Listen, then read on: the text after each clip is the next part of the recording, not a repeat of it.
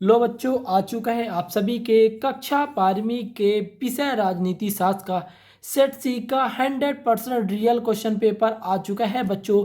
बस आपको इस वीडियो को अंत तक देखना है और दिए गए सभी क्वेश्चंस को पढ़ के जाना है और अपने कल के एग्जाम में आग लगा देना बच्चों। जी हाँ बच्चों, आग लगा देना है, क्योंकि कल के पेपर में आपको इसी क्वेश्चन पेपर से आपको 80 के 80 देखने को मिलने वाले हैं बच्चों। बस आपको इस वीडियो पे दिए गए सभी क्वेश्चन देख लो। जितने भी क्वेश्चंस यहाँ पर दिए गए, मैं आज की इस वीडियो पे आपको सभी क्वेश्चंस भी कराऊंगा, वो भी विद सॉल्यूशन के साथ। देख सकते हो मैंने सभी क्वेश्चंस को पहले से सॉल्व कर लिया है। आपको सभी क्वेश्चंस का पूरा फुल टू फुल सॉल्यूशन भी देने वाला हूँ। बस आपको इस वीडियो को अंत तक देखना है और इस वीडियो पे सभी क्वेश्चंस की तैयारी बहुत ही अच्छे तरीके से करना है।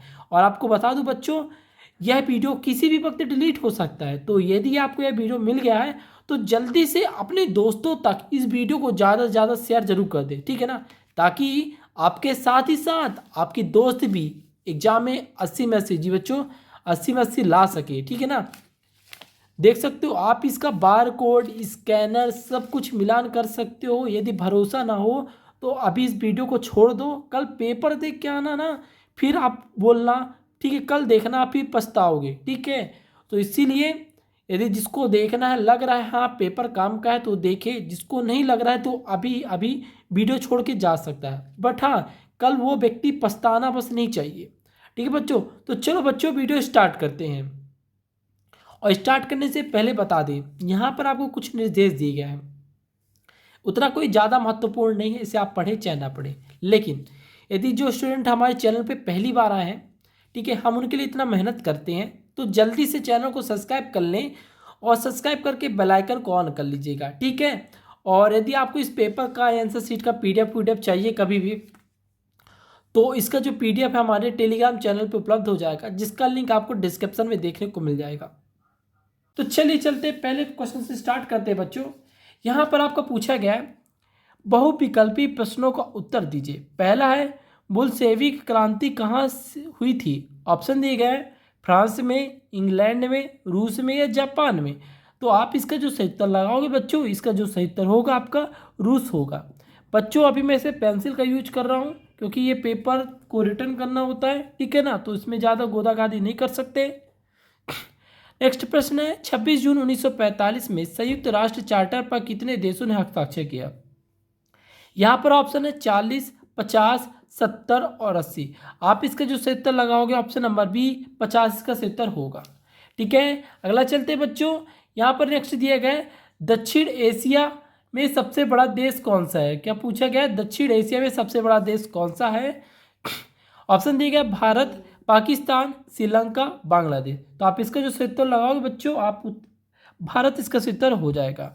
अगला है, सुरक्षा का बुनियादी अर्थ क्या है? पहला है देश से आज़ादी, दूसरा है जीवन से आज़ादी, तीसरा है खतरे से आज़ादी, चौथा है युद्ध से आज़ादी। तो आप इसका जो सही उत्तर लगाओगे, इसका जो सही उत्तर होगा आपका खतरे से आज़ादी, इसका सही उत्तर हो जाएगा, ठीक है। नेक्स्ट है, रियो डी जेनेरियो निम्न में से किस देश का शहर है? पहला है ब्राज़ील, स्पेन, जापान या फ्रांस। तो आप इसका जो सही उत्तर लगाओगे ऑप्शन नंबर आ इसका सही उत्तर हो जाएगा, ब्राज़ील इसका सही उत्तर हो जाएगा। अगला है बच्चों, नई क्रांति, नई आर्थिक नीति में से किसे सम्मिलित किया जाता है? ऑप्शन दिए गए, आ उदारीकरण, बी निजीकरण, सा वैश्वीकरण, डी उपरोक्त सभी। तो आप इसका जो सही उत्तर लगाओगे उपरोक्त सभी, क्योंकि आर्थिक नीति में सम्मिलित किया जाता है उदारीकरण, निजीकरण और वैश्वीकरण, तीनों को सम्मिलित किया जाता है। इसके बाद बच्चों आता है आपका रिक्त स्थानों की पूर्ति करें। यहाँ पर आपसे पूछा गया है, नाटो का पूरा नाम क्या है? डैश लिखना है। तो आप लिखोगे नाटो का पूरा नाम लिख लो, उत्तरी अटलांटिक संधि संगठन, ठीक है। नेक्स्ट है, कोलंबो में राजीव जयवर्धन समझौते बिंदी बिंदी वर्ष में हुआ था। तो आप इसका जो उत्तर लगाओगे 1987 में हुआ था। नेक्स्ट है, विश्व बैंक की स्थापना बिंदी बिंदी वर्ष में हुई थी। तो आप बताओगे कि विश्व बैंक की स्थापना सन 1944 में हुई थी, ओके।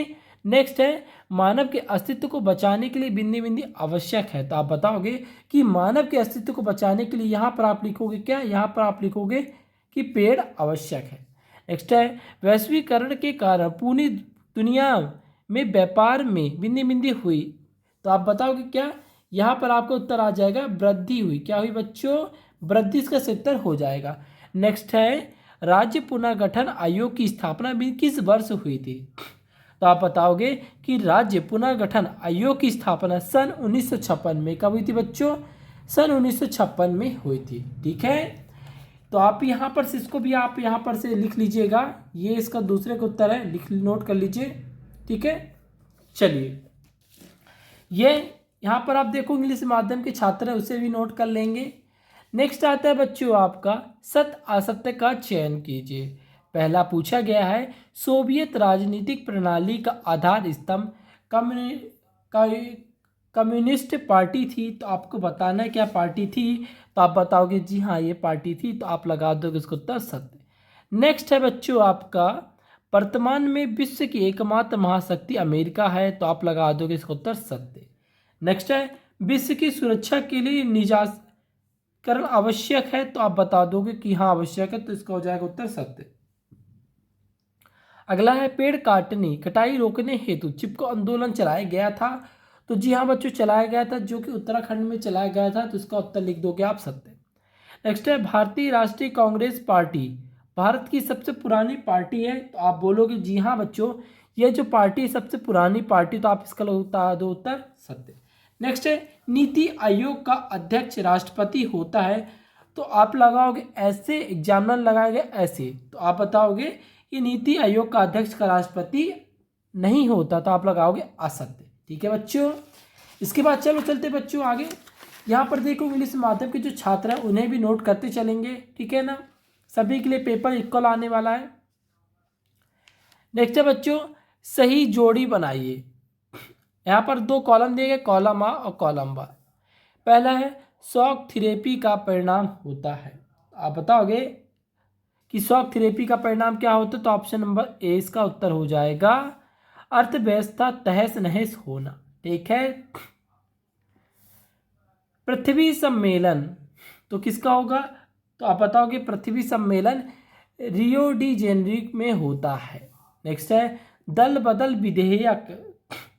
तो आप बताओगे दल बदल विधेयक किस में आता है, 52वां संविधान संशोधन में हुआ था। देखो यहाँ पर आपको एग्जामिनर कैसे किया, आपको एक लाइन से क्वेश्चंस के एक लाइन से उत्तर दे दिया ताकि बच्चे कंफ्यूज हो जाए, बट आपको कंफ्यूज नहीं होना है। अगला है व्यापक परमाणु परीक्षण प्रतिबंध संधि। तो इसका आपका उत्तर हो जाएगा 1996 ही होगा बच्चों। नेक्स्ट है डॉक्टर मनमोहन सिंह बिंदी बिंदी थे। तो आप बताना है कि डॉक्टर मनमोहन सिंह चुके थे प्रधानमंत्री, तो इसका उत्तर ये भी हो जाएगा। नेक्स्ट है मोरारजी देसाई। तो मोरारजी देसाई कौन थे, प्रथम गैर प्रधानमंत्री कांग्रेस प्रधानमंत्री थे। इसका उत्तर ये लग जाएगा आपका। अगला है ईवा रामास्वामी नैयर क्या थे, वह पेरिस के थे। ठीक है, तो आप इसका उत्तर लगा दो ऐसे ही। ठीक है, इंग्लिश माध्यम के छात्र इसे नोट डाउन कर लेंगे। अगला बच्चों आता है आपका प्रश्न है एक वाक्य में उत्तर दीजिए। पहला है अमेरिका में आतंकवादी हमला कब हुआ। तो आप बताओगे कि अमेरिका में आतंकवादी हमला 11 सितंबर 2001 में हुआ। क्या हुआ, 11 सितंबर 2001 में हुआ था। ठीक है, आप यहाँ से इसे नोट कर लेंगे। ठीक है, 11 सितंबर 2001। नेक्स्ट है सार्क के सदस्य देशों के नाम लिखिए। तो आप बताओगे कि सार्क के सदस्य देशों के नाम क्या होगा, आप लिखोगे बच्चों 8 टोटल देश थे। पहला होगा अफगानिस्तान, बांग्लादेश, भूटान, भारत, मालदीव, नेपाल, पाकिस्तान और श्रीलंका। ठीक है, इसके बाद आता है खतरे से आज़ादी किस शब्द का अर्थ है। तो आप बताओगे बच्चों कि खतरे से आज़ादी क्या है, सुरक्षा से शब्द से रिलेटेड है। ठीक है, नेक्स्ट है ओजोन परत में हो रही तीव्र क्षय के कारण कौन सी किरण पृथ्वी के वातावरण को नुकसान पहुंचा रही है। तो आप लगाओगे इसका उत्तर जो होगा परावैंगनिक किरणें जो नुकसान पहुंचा रही हैं। ठीक है, नेक्स्ट है 1996 में किस भारतीय प्रधानमंत्री की तस्कंद से मृत्यु हुई। तो आप बताओगे कि लाल बहादुर शास्त्री, किसके बच्चों, लाल बहादुर शास्त्री जी की मृत्यु हुई थी। ठीक है, नेक्स्ट है गुट निरपेक्षता का क्या अर्थ है। तो आप बताओगे गुट निरपेक्षता का अर्थ क्या बताओगे, आप लिखोगे कि विभिन्न शक्ति के तटस्थ या दूर रहते हुए अपनी स्वतंत्रता निर्णय नीति ही कूटनिरपेक्षता नीति कहलाती है। नेक्स्ट है बच्चों, द्विध्रुवीयता के उदय का कारण क्या था? तो आप बताओगे द्विध्रुवीयता के उदय का कारण क्या था? तो आप पहला कारण लिखोगे बड़ी शक्तियों की कम संख्या और दूसरा लिखोगे परमाणु हथियारों की दौड़। ठीक है बच्चों, इस प्रकार से बच्चों जो आपके वैकल्पिक वाले क्वेश्चन थे मैंने सब करा दिए। ठीक है, अब इसके बाद आते हैं आपके लघु उत्तरीय प्रश्न, अति लघु उत्तरीय प्रश्न। तो चलिए अब इनको भी देखते हैं कि कौन कौन से प्रश्न होने वाले हैं। तो बच्चों मैं आपको बता दूं, पहले मैं आपको सभी क्वेश्चंस को कराऊंगा, पहले सभी क्वेश्चंस को समझाऊंगा, फिर वीडियो के अंत में आपको इसका आंसर भी बताते चलूंगा। ठीक है ना, पर लेकिन आपको पहले सभी क्वेश्चंस को समझना है, क्योंकि ये जो क्वेश्चन है कहीं भी सेट ए में कहीं पास, सेट बी में कहीं पास, सेट सी में कहीं पास, सेट डी में कहीं पास भी रहने वाला। ठीक है ना, इनका स्थान बदल जाएगा सेट के अनुसार। ठीक है, तो कोई सा भी प्रश्न कहीं पर भी पूछा जा सकता है, इसीलिए आपको पहले पूरे प्रश्न को समझना है, फिर इसके बाद इनका उत्तर लिखेंगे। ठीक है, तो आते हैं यह प्रश्न 2 नंबर के होने वाले। जैसे पहला है द्विध्रुवीयता का क्या अर्थ है, लिखिए। अथवा में शॉक थेरेपी के कोई 2 परिणाम लिखिए। क्या बच्चों? शॉक थेरेपी के कोई 2 परिणाम लिखिए। ठीक है, इंग्लिश माध्यम वाले छात्र भी इसे नोट डाउन करते चलेंगे। ठीक है, अगला है क्षेत्रीय संगठन के प्रमुख उद्देश्य लिखिए। देखो आप जानते हो संगठन क्या होता है, जो क्षेत्रीय लेवल संगठन हुआ है उनका जो उद्देश्य यहाँ पर आपको बताना है। अथवे में सार्क का मूल उद्देश्य क्या है, लिखिए। देखिए अभी मैंने आपको सार्क में टोटल कितने देश शामिल हुए, 8 देश शामिल हुए, मैंने उनका नाम बताया ना। हाँ, तो आपको उसी प्रकार सार्क में शामिल होने के जो उद्देश्य थे आपको उन्हें लिखना है, और जितने मैंने आपको उसको बताया ना कि 8 देश कौन कौन से होते हैं उन देशों का नाम भी लिख देना है। ठीक है, नेक्स्ट है निजी शास्त्रीकरण क्या है, लिखिए। अथवा सुरक्षा किसे कहते हैं? तो आप बता सकते कि सुरक्षा किसे कहते हैं, मतलब किसी चीज़ की सुरक्षा करना। जैसे आपके पास कोई वस्तु है, ठीक है, आप तो उसकी आप सुरक्षा कैसे करते हैं, ठीक है, ये बताना। नेक्स्ट है साझी संपदा प्रबंधन क्या है, लिखिए। अथवा वैश्विक ताप वृद्धि ग्लोबल वार्मिंग किसे कहते हैं? पहले तो आपको यहाँ साझी संपदा प्रबंधन के बारे में लिखना है, और यहाँ पर बच्चों आप कुछ नहीं, यहाँ पर आपको ग्लोबल वार्मिंग के बारे में पूछा गया, इसके बारे में आपको लिखना है। ठीक है, नेक्स्ट है बच्चों प्रश्न क्रमांक 10 वैश्वीकरण क्या है, लिखिए। अथवा में पूछा गया है आर्थिक उदारीकरण क्या है, लिखिए। क्या, ठीक है ना। अगला प्रश्न है बच्चों प्रश्न क्रमांक 11 विलय पत्र क्या है, लिखिए। अथवा स्वतंत्रता के बाद भारत की प्रमुख चुनौतियों को लिखिए। ठीक है, मतलब पूछा गया कि स्वतंत्रता जब भारत जब स्वतंत्र हो गया उसके बाद भारत के सामने से क्या क्या चुनौती आई, क्या किस किस मुश्किलों से सामना करना पड़ा। नेक्स्ट है बच्चों अगला है नियोजन क्या है अथवा मिश्रित अर्थव्यवस्था क्या है, लिखिए। ठीक है, नेक्स्ट है बच्चों प्रश्न क्रमांक 13 भारतीय विदेश नीति के प्रमुख 2 आधार, लिखिए। अथवा विश्व बंधुत्व से क्या तात्पर्य है उसके बारे में आप लिखेंगे। ठीक है, इसके बाद बच्चों आपका अगला प्रश्न आता है प्रश्न क्रमांक 14। इसे पूछा गया 1980 के दशक को खतरनाक दशक क्यों कहा गया, लिखिए। तो आप बताओगे 1980 के दशक में एक बहुत खतरनाक बीमारी फैल गई थी। ठीक है, इसीलिए 1980 के दशक को खतरनाक दशक कहा गया। इसे आप अपने शब्दों में भी लिखेंगे, बट मैं आपको इसका आंसर दूंगा, आप ऐसे लिख लीजिएगा, जिन बच्चों से नहीं बनेगा। अथवा में पंचशील सिद्धांत क्या है, लिखिए। ठीक है ना। इसके बाद प्रश्न क्रमांक 15 पूछा गया है आपातकाल क्या है, लिखिए। अथवा एकत्व में मानववाद क्या है, लिखिए। तो आप इसका चूज करेंगे कि आपातकाल क्या होता है। मतलब आपको मैं समझाता हूँ, जैसे कोई चीज़ की मतलब डिमांड ज़्यादा हो गई, ठीक है ना।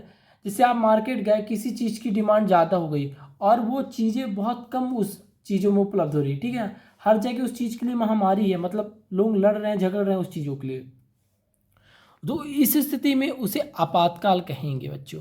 ठीक है, इसके बाद बच्चों आपसे पूछा गया है अगला प्रश्न आता है 16। यहाँ से आपको लघु उत्तरीय प्रश्नों का उत्तर देना है, मतलब यहाँ से आपके 3-3 नंबर वाले प्रश्न स्टार्ट हो जाएंगे।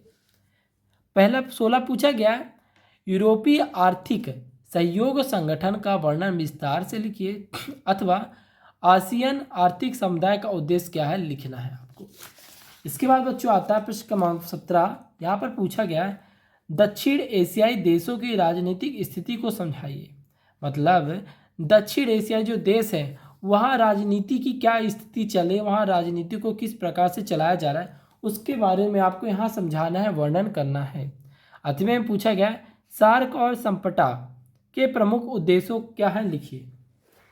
देखिए बच्चों, इसके पहले सार्क से संबंधित 2 प्रश्न आपसे ऑलरेडी पूछे जा चुके हैं, तो आपको वही चीज़ को सार्क में लिख देना और सप्टा में आपको अलग से इसके बारे में लिख देना है। ठीक है, अगला प्रश्न आता है बच्चों, प्रश्न क्रमांक 18, हैदराबाद की रियासत पर संक्षिप्त टिप्पणी लिखिए, अथवा राष्ट्र निर्माण की प्रमुख चुनौतियाँ क्या हैं, उनके समाधान हेतु क्या किया जाना चाहिए था, उक्त संबंध में अपने विचार को आपको लिखना है बच्चों। ठीक है ना। प्रश्न क्रमांक 19 से पूछा गया है, वर्तमान में भारत में कितने राज्य व केंद्र शासित प्रदेश हैं, 4 केंद्र शासित प्रदेशों के नाम लिखिए। तो आपको बताना, देखो बच्चों, भारत में आप जानते हो कि टोटल राज्य में केंद्र शासित प्रदेशों की संख्या कितनी है, पता है ना। उनमें से आपको 4 केंद्र शासित प्रदेशों के नाम को लिखना है। ठीक है। अथवा में पूछा गया बच्चों, स्वतंत्रता के बाद भारत में देसी रियासतों के विलय की क्या समस्या थी, समझ कर लिखिए।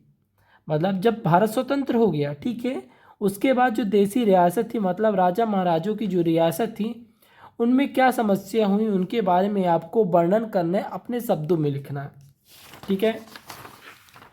इसके बाद आता है बच्चों प्रश्न क्रमांक 20। यहाँ से आपके दीर्घ उत्तरी वाले प्रश्न स्टार्ट होते हैं। सभी प्रश्नों के लिए आपको 4-4 नंबर मिलने वाले।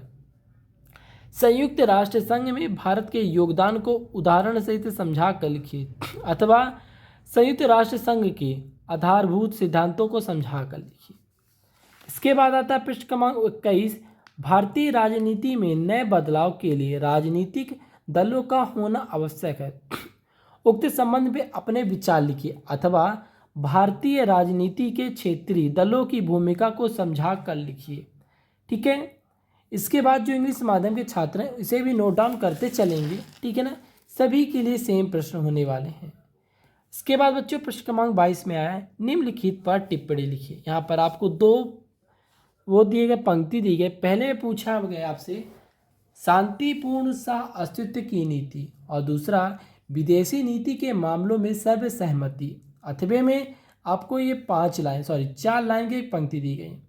इन पे या कि आपको इनमें से किसी दोनों टॉपिक पे आपको टिप्पणी लिखना है, या कि इनको चूज करके आपको टिप्पणी बनाकर लिखना है। ठीक है। इसके बाद आता है बच्चों प्रश्न क्रमांक 23। यहाँ पर आपसे पूछा गया है, क्षेत्रीय मांगों का मानना और भाषा के आधार पर नए राज्यों का गठन करना एक लोकतांत्रिक कदम के रूप में देखा जाता है। इस कथन को न्यायोचित सिद्ध करने के लिए 3 उपयुक्त तर्क दीजिए। अथवा में भारतीय लोकतंत्र की सफलता के लिए क्षेत्रवाद पर नियंत्रण लगाना आवश्यक है, उक्त संबंध में अपने विचार समझाकर लिखना है आपको। ठीक है बच्चों, इस प्रकार। ठीक है बच्चों, तो इस प्रकार आपको देख सकते हो आपके जो कक्षा 12वीं के राजनीति शास्त्र के जो क्वेश्चन पेपर था उनका मैंने आपको विकल्प का पूरा फुल टू फुल सोल्यूशन करा दिया। अब बचे आपके इन सभी के उत्तर। तो आपको बता दें, आपको डिस्क्रिप्शन में एक टेलीग्राम लिंक मिलेगा जहां पर आपको इसके आंसर शीट का आपको पूरा पीडीएफ मिल जाएगा। वहां से आप इसका पूरा पीडीएफ लेकर अपने कॉपी में इसको उत्तर लिख लीजिएगा, पढ़ लीजिएगा और कल के एग्जाम में छाप दीजिएगा। और साथ ही साथ बच्चों, यदि आपको इसके आंसर शीट की वीडियो भी चाहिए, ठीक है, जो बच्चे टेलीग्राम नहीं चलाते हैं, तो क्या करें, जल्दी से चैनल को सब्सक्राइब कर लें, ताकि जैसे इसके आंसर शीट की वीडियो अपलोड हो तो उसका नोटिफिकेशन उनके मोबाइल में चले जाए और वो अपने एग्जाम की तैयारी कर सके। ठीक है बच्चों, तो इस वीडियो को आपको अपने दोस्तों के साथ ज़्यादा से ज़्यादा शेयर करना है। ठीक है, और चैनल को सब्सक्राइब करके बेल आइकन को ऑन करना है, क्योंकि अभी तो हम आपको सेट ए का करा दिए हैं, फिर इसके बाद सेट बी का बच्चों, फिर इसके बाद सेट सी का भी आपको हम बारी बारी से सभी क्वेश्चन पेपर का हल कराने वाले हैं। ठीक है बच्चों, तो ज़्यादा से ज़्यादा शेयर करें और इस वीडियो को अच्छे तरीके से देखकर सभी क्वेश्चंस की तैयारी अच्छे से कर लें। सो बच्चों आज के लिए बस इतना ही, फिर मिलते हैं एक नेक्स्ट वीडियो के साथ। जय हिंद जय भारत।